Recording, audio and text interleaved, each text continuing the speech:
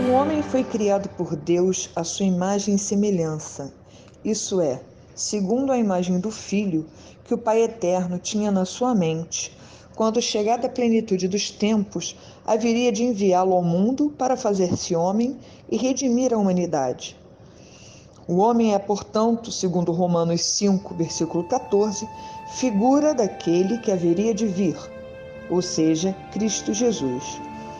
Por isso esteve presente na mente de Deus desde a eternidade, antes de qualquer outra criatura, e também a figura daquela em quem a encarnação do Filho haveria de realizar-se, Maria Imaculada. Diz o Concílio Vaticano II: a Santíssima Virgem foi predestinada desde toda a eternidade, no desígnio da encarnação do Verbo Divino, para ser Mãe de Deus. A natureza humana de Cristo e de Maria é o vértice da obra da criação. Embora cronologicamente Cristo e Maria aparecessem no mundo muitos séculos depois da criação de todas as coisas, a Santíssima Trindade tinha em mente, desde a eternidade, essa obra-prima insuperável, relativamente a qualquer obra criada por Deus. Uma mulher imaculada que fosse mãe do Filho, dando-lhe a carne humana do seu seio, por obra do Espírito Santo. Nessa perspectiva, a Virgem Maria pode ser definida como primogênita do Pai, porque nos seus decretos divinos, Ele a predestinou juntamente com o Filho Jesus Cristo, antes de todas as criaturas. Cristo e Maria foram pensados, queridos e amados pelo Pai Eterno, pelo seu Verbo e pelo Espírito Santo, antes de toda a criação, e a eles todas as coisas estão subordinadas e se ordenam necessariamente. Todo o universo material e espiritual foi criado intimamente unido ao homem, de que Cristo e Maria são o vértice, e só por meio do homem todas as coisas podem atingir o fim para que foram criadas. Portanto, a criação dos anjos, feita por Deus, esteve ligada à sua decisão de unir-se ao homem mediante a encarnação, isso é, entrar no mundo da matéria, do espaço e do tempo. Portanto, a criação dos anjos foi orientada desde o início para a síntese admirável da criação, que é o homem, cujo representante máximo é o Verbo de Deus, que se torna carne por meio de Maria e se faz homem.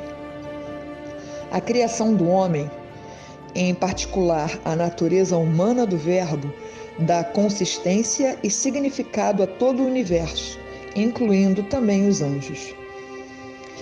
É claro que nesse projeto de Deus, a Virgem Maria, embora constituída, como cada criatura humana, de espírito e de matéria, ou seja, alma e corpo, é elevada acima dos anjos, que são espíritos puros. Pela sua natureza angélica mais semelhante à de Deus, espírito puríssimo, Satanás pretendia que lhe competiria a proeminência sobre toda a criação, que Deus conferiu à Virgem Maria. Consequentemente, essa atitude implicava uma contestação decisiva, quer da encarnação do Verbo de Deus, que haveria de assumir a natureza humana inferior à angélica, quer da presença daquela mulher, da qual, encarnado, o Filho de Deus haveria de nascer no tempo. Ela, posta à sua direita, como rainha dos homens e dos anjos, havia de fato sido eleita não só acima das criaturas humanas, mas também das angélicas. O fato de Satanás rejeitar Maria foi uma consequência lógica da rejeição da encarnação. No momento em que a Santíssima Trindade criou os anjos, já sabia que alguns deles haveriam de usar o dom da liberdade para recusar o seu projeto de amor sobre toda a criatura. Voltar-se-iam contra Deus, seu Criador, operando pela destruição da sua criação, que era inteiramente boa, e haveriam de introduzir nela o mal, o sofrimento e a morte. Por isso, Desde o princípio da criação, Deus estabeleceu que a encarnação do Verbo também haveria de ser redentora, a fim de salvar as criaturas que haveriam de continuar fiéis a eles. Por isso, enquanto criava, Deus pensava no seu Filho feito homem, isso é, Jesus Cristo, como Redentor, e em sua mãe, cooperadora com o Filho Redentor. O teólogo jesuíta espanhol Francisco Suárez, que apresenta a síntese provavelmente mais completa de angelologia e demonologia da Idade Moderna, retomando a opinião do padre da Igreja Lactânio, segundo o qual o pecado do anjo foi o de inveja, não em relação ao homem, mas em relação ao Filho de Deus feito homem, explica que, depois, por esse motivo, Lúcifer haveria de enganar o homem por inveja. Suárez afirma que a revolta de Lúcifer e dos outros anjos rebeldes constituiu em não ter aceitado o plano de Deus, o plano que Deus lhes tinha preanunciado, relativo à futura encarnação do Verbo. Essa hipótese teológica fundamenta-se nas seguintes palavras da carta aos Hebreus, capítulo 1, versículo 6. Quando Deus introduziu o primogênito no mundo, diz: adorem-no todos os anjos de Deus.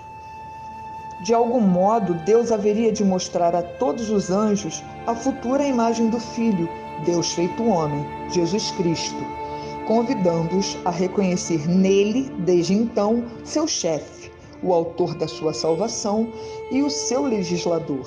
Lúcifer e uma parte dos anjos recusaram-se a adorar um homem inferior a eles por natureza, embora ao mesmo tempo superior, sendo a segunda pessoa da Santíssima Trindade, encarnada. Eles consideraram o projeto divino da encarnação como uma ofensa inaudita à sua dignidade angélica e à sua grandeza na hierarquia dos seres. Por isso, rejeitaram-no desdenhosamente. Por isso tratou-se de um pecado de soberba que brota, no entanto, do amor desordenado a si mesmo, amor de concupiscência e, simultaneamente, amor da sua própria excelência. De fato, cego pelo amor desordenado de si mesmo e da sua excelência, Lúcifer pretendeu que a união hipostática do Verbo não se fizesse com uma natureza humana, mas sim, necessária e exclusivamente, com a sua natureza angélica.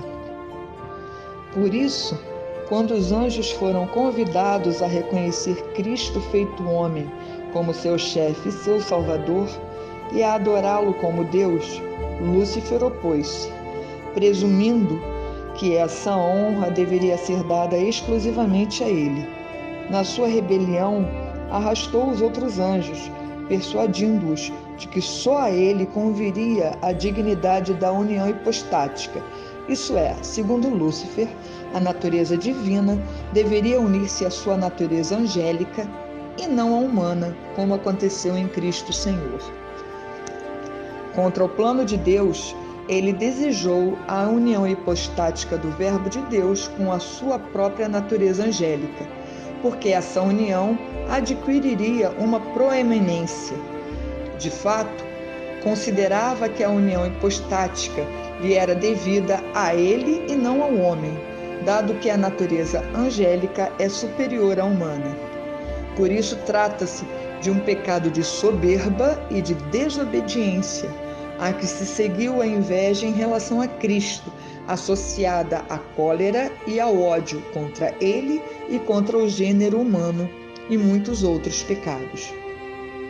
Por conseguinte, a rejeição de Lúcifer não se manifestou somente em relação à encarnação do Filho de Deus, mas também em relação à Virgem Maria, através de quem a encarnação haveria de realizar-se. A mística mariana espanhola, a venerável Maria de Jesus da Greda, na sua famosa obra A Misticidade de Deus, afirma que Lúcifer, por ser a criatura mais luminosa da criação, pensava que estava destinado a ser ele o chefe dos anjos e da humanidade.